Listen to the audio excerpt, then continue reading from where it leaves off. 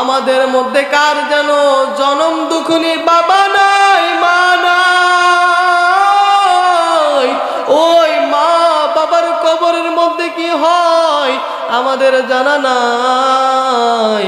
এই বান্দা, আমরা যদি গুনাহ নিয়ে কবরের মধ্যে যাই, আল্লাহর পক্ষ থেকে প্রশ্ন আসবে, মান রব্বুকা ওমা দীনুকা ওমান হাদার রাজুল।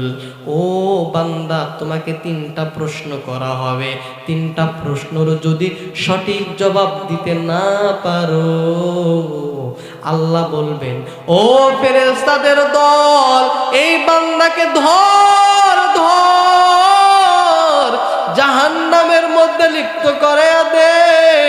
এই বান্দা আমি দেওয়া আসমানের নিচে থাকছে, আমি দেওয়া দুনিয়া, আমি দেওয়া জমিনের নিচে থেকে আমি দেওয়া জমিনের উপরে সব কিছু ভোগ করেছে, আমি আল্লাহর নাফরমানি করছে। এই বান্দাকে জাহান্নামের মধ্যে লিপ্ত করাইয়া দাও।